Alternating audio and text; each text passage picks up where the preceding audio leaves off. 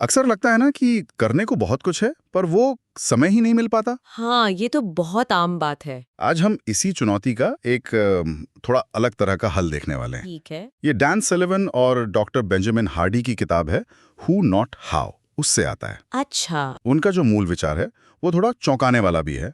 वो कहते हैं कि जब भी कोई लक्ष्य या काम सामने आए ना, हाँ। तो ये मत पूछिए कि मैं इसे कैसे करूंगा, हम्म। बल्कि ये पूछना चाहिए इस काम में मेरी मदद कौन कर सकता है। कौन? हाँ, ये बिल्कुल अलग है। आज इसी सोच की थोड़ी गहराई में उतरते हैं। हाँ, ये वाकई में ना सोच बदलने वाला नजरिया है। और ये सिर्फ मतलब काम दूसरों को सौंपना या डेलीगेशन जिसे कहते हैं वो भर नहीं है। अच्छा। नहीं, ये एक बुनियादी बदलाव है कि हम चुनौतियों को, मौकों को देखते कैसे हैं। जैसे ही हम कैसे पूछते हैं, सारा बोझ, सारी जिम्मेदारी वो हम खुद पर ले लेते हैं। हाँ बिल्कुल, अपने ऊपर आ जाता है सब। जबकि कौन पूछने से एकदम से जैसे दरवाजे खुल जाते हैं कैसे दरवाजे? संभावनाओं के।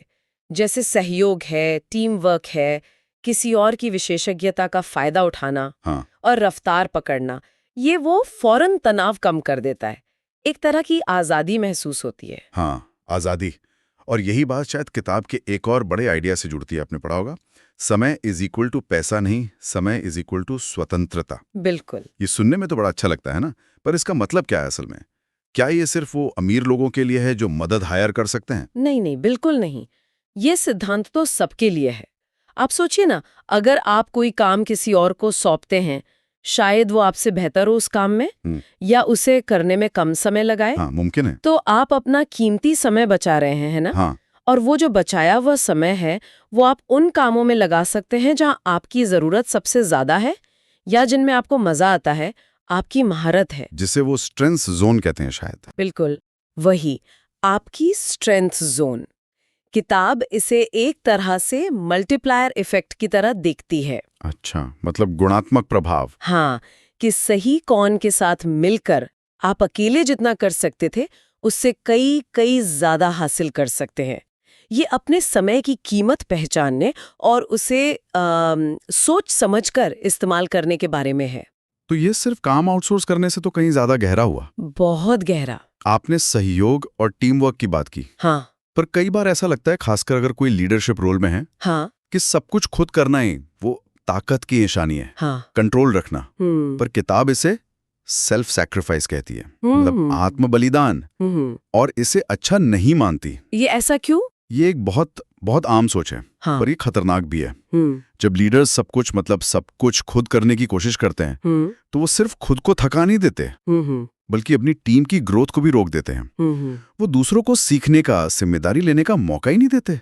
अच्छा, ये तो मैंने सोचा ही नहीं था। किताब के मुताबिक असली लीडरशिप ये नहीं कि आप कितने घंटे काम करते हैं, नहीं, बल्कि ये है कि आप सही लोगों को सही काम सौंपकर, उन पर भरोसा करके और उन्हें आगे बढ़ने की आजादी देकर, स्वतंत्रता देकर। हाँ, स्वतंत्रता देकर कितना बड़ा विजन हासिल कर पाते हैं।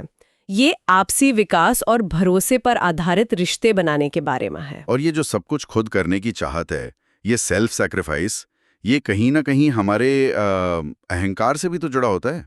बिल्कुल। किताब ने दी ईगो ट्रैप की बात है, अहंकार का जाल। ये क्या है और हमें कैसे रोकता है ये? सही पकड़ा।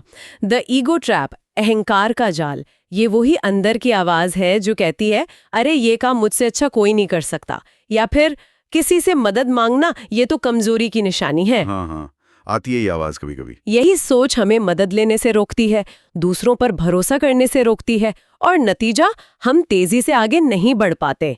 इससे बाहर निकलने के लिए भरोसा करना सीखना बहुत बहुत जरूरी है। हाँ, और साथ ही जिसे काम सौंपा है ना, उसे पूरी स्वतंत्रता देना। ये नहीं कि उसके सिर पर खड़े होकर माइक्रो मैनेजमेंट करें। हाँ, वो तो बहुत फ्रस्ट्रेटिंग होता है। बिल्कुल। इसका कोई उदाहरण है किताब में, कैसे किसी ने ये किया हो? हाँ हाँ, डॉक्टर हार्डी खुद अपना उदाहरण देते हैं। उन्होंने अपनी किताबें लिखने के लिए कई हूस की मदद ली। जैसे एक बहुत अच्छे एडिटर, एक कुशल मार्केटर, रिसर्च में मदद करने वाले लोग। इससे उन्हें वो आज़ादी मिली कि वे अपना पूरा ध्यान सिर्फ लिखने की कला पर लगा सकें, उस काम पर जो उनकी असली ताकत थी। अच्छा। और यही सिद्धांत बड़े बिजनेस लीडर्स भी अपनाते हैं। वे एक विजन सेट करते हैं और फिर उस विजन को हकीकत बनाने के लिए सही लोगों की टीम बनाते हैं। और ये सिर्फ बिजनेस की बात नहीं है, सोचिए ना, घर पर कोई पार्टी ही प्लान करनी हो। हाँ, कौन खाना लाएगा, कौन मेहमानों को संभालेगा, कौन संगीत देखेगा, कौन पूछने से काम कितना आसान और बेहतर हो जाता है। सही बात है, बांट लेते हैं काम। बिल्कुल। लेकिन एक सवाल फिर भी मन में आता है। हाँ। ये जो सही कौन ढूंढना है, क्या ये अक्सर खुद काम करने से ज्यादा मुश्किल और ज्यादा समय लेने वाला नहीं होता? ढूंढो, समझाओ, फिर देखो सही से हो रहा है या नहीं। हाँ। और क्या वाकई मदद मांगना कमजोरी नहीं है? समाज तो यही सिखाता है कई बार। देखिए, ये चिंता बिल्कुल जायज है। और हाँ, सही व्यक्ति या टीम ढूंढने में समय लगता है, मेहनत लगती है, पर इसे एक लागत, एक खर्च की तरह नहीं देखना चाहिए। इसे एक निवेश की तरह देखना चाहिए। निवेश कैसे? क्योंकि एक बार आपको सही कौन मिल जाए तो लंबे समय में आपका जो समय बचेगा, जो ऊर्जा बचेगी, वो शुरुआती निवेश से कहीं ज्यादा होगी। अच्छा, लॉन्ग टर्म सोचना होगा। बिल्कुल। और मदद मांगने को कमजोरी समझना, ये पुरानी सोच हो गई है। आज की दुनिया में अपनी सीमाएं पहचानना और दूसरों की विशेषज्ञता का फायदा उठाना, ये तो स्मार्टनेस है, स्ट्रैटेजिक सोच है। भरोसा करना एक सोचा समझा कदम है। हाँ, थोड़ा रिस्क लगता है, पर विकास के लिए ये जरूरी है। अरे मुझे खुद करना है, टाइम नहीं है, जबकि हु नॉट हाउ सोच है, कौन मदद कर सकता है? अरे हाँ, टाइम बनाया जा सकता है। बिल्कुल। यही तो अगर कोई इस नई सोच को अपनाना चाहे तो शुरुआत कैसे करें? पहला कदम क्या हो? किताब क्या कहती है? किताब कुछ बिल्कुल प्रैक्टिकल कदम बताती है। सबसे पहले अपनी स्ट्रेंथ जोन पहचाने, वो काम जिनमें आप वाकई अच्छे हैं और जिन्हें करने में आपको मजा भी आता है। ठीक है। फिर देखें कि कौन से काम इस दायरे से बाहर हैं और आपका ज्यादातर समय या ऊर्जा खा रहे हैं। रोज खुद से पूछने की आदत डालें, आज के इस फला काम में मुझे किसकी मदद मिल सकती है। फिर संभावित हुस की एक लिस्ट बनाएं। ये कोई सहकर्मी हो सकता है, कोई फ्रीलांसर, कोई मेंटर, कोच, यहाँ तक के कोई सॉफ्टवेयर या टूल भी हो सकता है। अच्छा, टूल भी हो सकता है? हाँ, क्यों नहीं, अगर वो आपका काम आसान कर रहा है। और सबसे जरूरी, इन हुज के साथ रिश्ते बनाना शुरू करें, उनमें भरोसा विकसित करें। ये एक लगातार चलने वाली प्रक्रिया है, एक दिन का काम नहीं। बहुत खूब। तो संक्षेप में कहें तो हु नॉट हाउ सिर्फ एक सवाल नहीं है, ये एक पूरा माइंडसेट है। सही कहा। जो हमें कम तनाव में ज्यादा हासिल करने में मदद कर सकता है, अपनी ऊर्जा सही जगह लगाने और दूसरों के साथ मिलकर बड़े लक्ष्य पाने का रास्ता दिखाता है। जैसा कि अवधेश राणा ने कहा है, आपको सब कुछ खुद करने की जरूरत नहीं है, आपको बस सही लोगों से जुड़ने की जरूरत है। बिल्कुल। और जाते जाते श्रोताओं के लिए सोचने की एक बात छोड़ जाते हैं। हाँ।